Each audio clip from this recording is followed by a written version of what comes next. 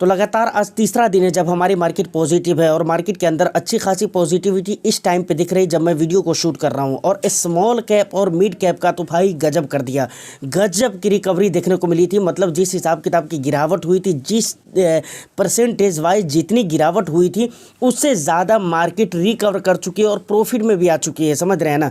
अब पिछले 1 हफ्ते में देखें, पिछले 1 वीक में अगर देखें तो उतनी ज़्यादा रिकवरी नहीं हुई है, लेकिन ठीक है पिछले 1-2 दिन के अंदर जो गिरावट हुई थी वो अच्छे लेवल की रिकवरी में आ चुकी है। और उसके ऊपर हम डिटेल्स में बात करेंगे कि आखिर इस खरीदारी के पीछे का रीज़न क्या है। क्या एफआईआईज बेचना बंद कर दिए हैं, वो भी डेटा मैं आपको सामने सामने दिखलाऊंगा।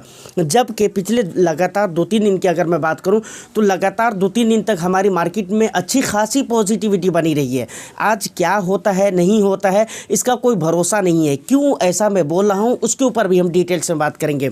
तो ओवरऑल वीडियो बहुत इंटरेस्टिंग होगी और ख़ास तौर से हम स्मॉल और मिड कैप को लेकर बात करेंगे। क्या तेज़ी की रीज़न है और क्या इस रीज़न के ऊपर भरोसे किया जा सकता है, क्या ऐसी तेज़ी बनी रह सकती है मार्केट के अंदर। तो वीडियो को एक लाइक कर दीजिए, शेयर कर दीजिए। चैनल को अगर अभी तक आपने सब्सक्राइब नहीं किया है तो चैनल को भी ज़रूर सब्सक्राइब कर ले, क्योंकि इस तरह की इंटरेस्टिंग कंटेंट मैं आपके लिए लेकर आता रहता हूँ। देखिए पिछले 1 वीक में अगर आप देखें तो 6-7% तक की मार्केट गिर चुकी है, लेकिन अगर पिछले 2-3 दिन में देखें तो बहुत अच्छी लेवल की रिकवरी हो भी चुकी है मार्केट के अंदर।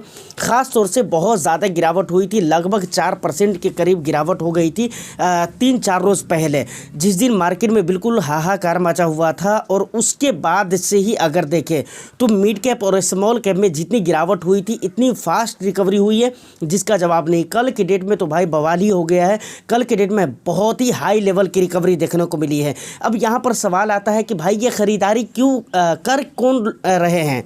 ठीक है, अगर लार्ज कैप के अंदर जैसे निफ्टी हो गया, सेंसेक्स हो गया, ऐसी जगहों पे अगर तेज़ी देखने को मिलती है तो हमारे को ये समझ में आता है कि भाई एफआईआईज ख़रीदारी कर रहे हैं। लेकिन यहाँ पर अगर तेज़ी देखने को मिल रही है तो इसका मतलब एफआईआईज बहुत ज़्यादा ख़रीदारी नहीं कर रहे हैं, समझ रहे हैं। बल्कि कुछ जगह पे तो वो रोज़ाना बिकवाली ही कर रहे हैं, रोज़ाना बिकवाली कर रहे हैं, एवरी डे वो लोग बेच रहे हैं। मैं अभी आपको दिखलाता हूँ कहाँ पर वो लोग बेच रहे हैं, समझ रहे हैं ना।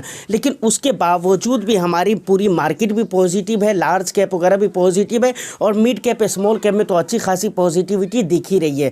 तो मुझे लगता है कि यहाँ पर इस ख़रीदारी का जो रीज़न है और ये ख़रीदारी जो कर रहे हैं वो एफआईआईज नहीं कर रहे हैं बल्कि डोमेस्टिक इन्वेस्टर्स कर रहे हैं। इसको डोमेस्टिक इंस्टीट्यूशनल इन्वेस्टर्स इसको ख़रीद रहे हैं, जिसकी वजह से यहाँ पर बहुत ही ज़्यादा तेज़ी देखने को मिल रही है। देखिए अगर बात की जाए मिड कैप और स्मॉल कैप में आने वाले समय में कैसे रिटर्न्स बन सकते हैं, ऑफ कोर्स यहाँ पर वैल्यूएशन है, लेकिन उसके बावजूद भी लगता है कि अगर बजट ने थोड़ा सा भी साथ दे दिया तो यहाँ पर रिटर्न्स बहुत ही हेवी लेवल के बनने वाले हैं। अब यहाँ पर बात आती है कि क्या सिर्फ डीआईआईज ही यहाँ पर ख़रीदारी कर रहे हैं, तो नहीं है। ऑफ कोर्स एफआईआईज की भी ख़रीदारी आ रही है, लेकिन एफआईआईज के जो इन्वेस्टमेंट होते हैं वो स्मॉल और मिड कैप में बहुत ही कम होते हैं, बिल्कुल न के बराबर में होते हैं। चलिए मैं आपको कुछ सीन दिखलाता हूँ पहले। तो फाइनली हम आ चुके हैं एफआईआईज डीआईआईज एक्टिविटीज़ के ऊपर। सबसे पहले डेट आप देखेंगे तो यहाँ पर 29 जनवरी 2025 का ये डेटा आपके सामने शो हो रहा है। सबसे पहले एफआईआईज सीएम लिखा हुआ है, यानी एफआईआईज कैश मार्केट। तो यहाँ पर देख सकते हैं बिकवाली हुई है, कितने की बिकवाली हुई है, 2586 जो भी है यहाँ पर करोड़ में है। यहाँ पर आप देख सकते हैं 86 करोड़ की बिकवाली हुई है। उसके बाद दूसरी जगहों पे ख़रीदारी हुई है। उसके बाद 28 जनवरी को आप देखेंगे तो 28 जनवरी को भी कैश मार्केट में यहाँ पर बिकवाली हुई 4920 करोड़ के। उसके बाद अगर देखेंगे एफआईआईज इंडेक्स फ्यूचर के अंदर भी बिकवाली करे हैं 489 करोड़ के। उसके बाद अगर आप देखें तो 27 जनवरी का रिकॉर्ड यहाँ पर डेटा हमारे सामने आ जाता है, जो कि अच्छी खासी बिकवाली हुई है कैश मार्केट के अंदर एफआईआईज ने करे हैं। 5015 करोड़ की बिकवाली देखने को मिली है। उसके बाद सेम डे में अगर देखा जाए तो इंडेक्स फ्यूचर में एफआईआईज ने बिकवाली करी 34.31 करोड़ के। उसके बाद आप देखेंगे तो यहाँ पर 24 के रिकॉर्ड आ जाते हैं, यहाँ पर भी बिकवाली हुई है। उसके बाद आप देखेंगे तो यहाँ पर 23 के रिकॉर्ड है, यहाँ पर भी अच्छी खासी बिकवाली देखने को मिल रही है। उसके बाद आप देखें तो यहाँ पर भी मतलब कैश मार्केट में एक तरह से ये कह लीजिए कि भाई साहब कभी भी फुर्सत नहीं है, लगातार बिकवाली चल ही रही है और ये अब भी चलती रहेगी। कब तक चलती रहेगी ये हम भी देखते हैं, और आप भी देखिए, देखते हैं कब तक ऐसा चलता रहता है। तो फाइनली आपने देख लिया है कि कैश मार्केट के अंदर एफआईआईज कैश मार्केट के अंदर रोज़ाना बिकवाली कर रहे हैं। ये पिछले 2-3 दिन में जो तेज़ी देखने को मिली है ना, उन 2-3 दिनों में भी उन्होंने बिकवाली करा है। कैश मार्केट के अंदर एफआईआईज की बिकवाली ही हुई है। उसके बाद इंडेक्स फ्यूचर के अंदर भी देखें तो कभी कभी इंडेक्स फ्यूचर के अंदर भी एफआईआईज की बिकवाली हो रही है। बाकी जगहों पे ठीक है खरीदारी हो रही है, लेकिन इन 2 जगहों पे बिकवाली हो रही है और ज़्यादातर बिकवाली ये कैश मार्केट में हो रही है, जो काफ़ी टाइम से हो रही है, तो वो तो हो ही रही है। तो कहने का मतलब ये है कि एफआईआईज की बिकवाली से हमारे को बहुत ज़्यादा फ़र्क नहीं पड़ा। इस हमारी मार्केट को जो पॉजिटिव रखने में बहुत ज़्यादा फ़र्क पड़ा है वो डीआईआईज़ की वजह से पड़ा है, और डीआईआईज़ की वजह से मुझे लगता है कि भाई यहाँ पर मार्केट पॉजिटिव नज़र आ रही है। दूसरी बात, अगर यूएस की मार्केट को देखें तो यूएस की मार्केट में भी कभी कभार पॉजिटिव रहती है, सारे इंडेक्स पॉजिटिव में रहते हैं, कभी कभी गिरावट हो जाती है। जैसे अभी कल के मार्केट को देखें तो कल की मार्केट में भी नैस्डैक वगैरह में और S&P 500 वगैरह में गिरावट ही हुई है, डो जोनस में और उसके बाद डॉ में, इन दोनों जगहों पे पॉजिटिविटी। तो ये सारी बातें आपको क्लियरली समझ में आ गई होगी, उम्मीद करता हूँ। अब देखिए कुछ बातें हैं यहाँ पर जिन्होंने पहले रिडीम कर दिया है, अब सोच कर देखें कि उनको अभी समझ में आ रहा होगा। मान कर चलिए कि एक दिन में आपकी पोर्टफोलियो से अगर 3-4% की गिरावट हो जाती है और 3-4% रेड हो जाती है आपकी पोर्टफोलियो, लेकिन जस्ट उसके बाद अगर 4-5% अगर रिकवर होती है तो ऑफकोर्स आपकी पोर्टफोलियो रिकवरी तो हुई आपकी पोर्टफोलियो में, साथ ही साथ आपका प्रॉफिट भी हुआ। अब अभी 2-3 दिन पहले जो लगातार गिरावट हो रही थी और लास्ट टाइम पे जो 3-4% तक की मार्केट गिर गई थी, लगभग 4% के करीब गिर गई थी मार्केट, उस दिन पे बहुत सारे लोगों ने म्यूचुअल फंड को रिडीम किया था। और मैंने इसको लेकर एक वीडियो में कहा भी था कि भाई हार्ड एंड मनी होते हैं, लेकिन उसके बावजूद भी उन मनी को स्टॉक मार्केट में लाकर लोग जबकि ऐसा नहीं होना चाहिए। उसके पीछे के मैंने बहुत सारे रीजंस भी बताए थे। तो उस दिन पे बहुत सारे लोगों ने रिडीम किया था। अब सोचिए कि जस्ट उसके बाद मार्केट मैनेज हो गई। अब यहाँ पर कुछ लोग ये भी कह सकते हैं कि ठीक है भाई, आज मैनेज हो गया, कल मैनेज हो जाएगा, या परसों तरसों मतलब मैनेज हो जाएगा, लेकिन बजट तक ये जाएगा कहाँ? फिर से गिरावट होगी। तो फिर वही बात आती है, फिर बजट के बाद कहाँ जाएगा? समझिए कि बजट के 1 महीने, 1.5 महीने, 2 महीने बाद कहाँ जाएगा? ये जिन्होंने 7 साल 8 साल के लिए निवेश किया है, तो वो 7 साल 8 साल में कहाँ जाएगा? भाई एक ऐसा टाइम पीरियड होता है 7 साल, जो कि मैं बराबर बोल चुका हूँ कि जिसमें नुकसान के चांसेस बिल्कुल ही ज़ीरो हो जाते हैं, ज़ीरो चांसेस हो जाते हैं।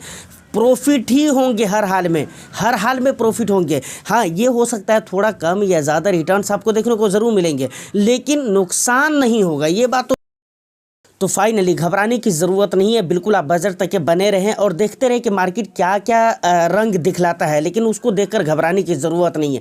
सिर्फ देखते जाइए, नॉलेज के पर्पज़ से समझते जाइए। मार्केट को लर्न करना बहुत ही ज़रूरी है, तो ये नॉलेज के पर्पज़ से ही होना चाहिए। हम क्या करते हैं कि हर रोज़ अपनी पोर्टफोलियो को देखते हैं, जिसकी वजह से हमारे को और भी बहुत ज़्यादा घबराहट होती है, जो कि मुझे लगता है कि ये करना ही नहीं चाहिए। आपको देखने की ज़रूरत नहीं है। आप लॉन्ग टर्म के इन्वेस्टर हैं, आपको हर रोज़ पोर्टफोलियो देखने की ज़रूरत नहीं है।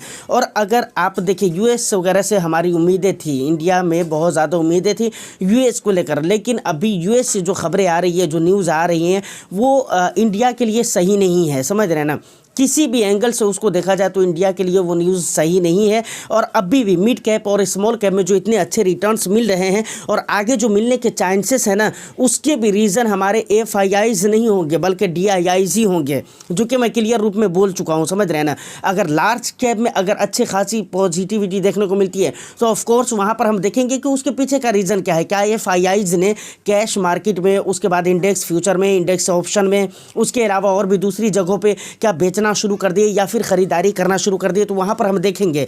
लेकिन स्मॉल कैप और मिड कैप का ज्यादातर दारोमदार रहता है डीआईआईज के ऊपर, जो कि आपको समझना चाहिए।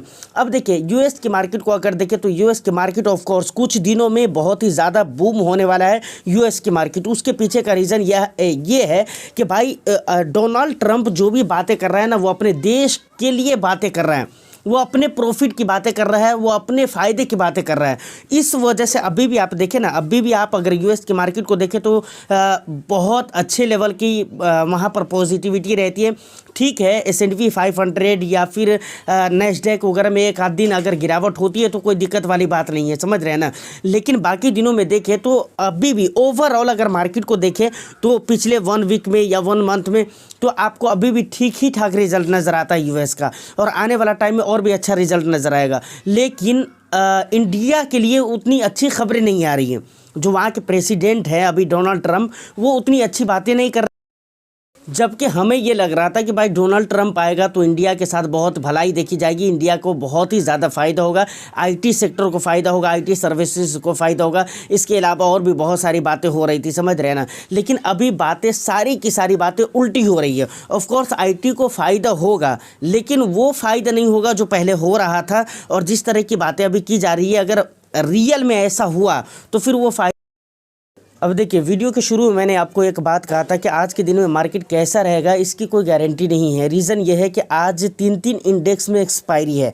निफ्टी 50 में भी एक्सपायरी है, फिन निफ्टी में भी और बैंक निफ्टी में भी। इन तीनों जगह पे एक्सपायरी है। तो एक्सपायरी के दिन थोड़ी सी उम्मीदें ख़राब रहती है और भरोसा नहीं रहता कि भाई मार्केट के अंदर क्या हो जाएगा। इसलिए मैं ऐसा बोल रहा हूँ कि आज के दिन में भरोसा नहीं है। बाकी ये तय नहीं है कि ठीक है मार्केट के अंदर गिरावट होगी ही अगर एक्सपायरी है तो। ऐसा भी पीछे देखने को मिला है कि भाई नहीं भी हुई ये गिरावट, तो कुछ कह नहीं सकते। लेकिन हाँ, फाइनली अगर गिरावट आज होती है, कल होती है, परसों होती है, तरसों होती है, मतलब परसों वगैरह तो बंद ही रहेगा। मतलब जब भी गिरावट होती है तो घबराने की ज़रूरत नहीं है। और बजट के दिन हमारी ख़ास नज़र रहने वाली है बजट के ऊपर, और बजट के दिन मार्केट कैसा रहेगा इसके ऊपर एक स्पेशल वीडियो ज़रूर आने वाली है। तो ऑफ कोर्स उम्मीद करता हूँ कि ये सारी इन्फॉर्मेशन और वीडियो आपको अच्छी लगी हो तो एक लाइक ज़रूर कर दीजिए और ज़्यादा से ज़्यादा सपोर्ट करिए, ताकि ज़्यादा से ज़्यादा अच्छे कंटेंट मैं आपके लिए लाकर रख सकूँ आपके सामने।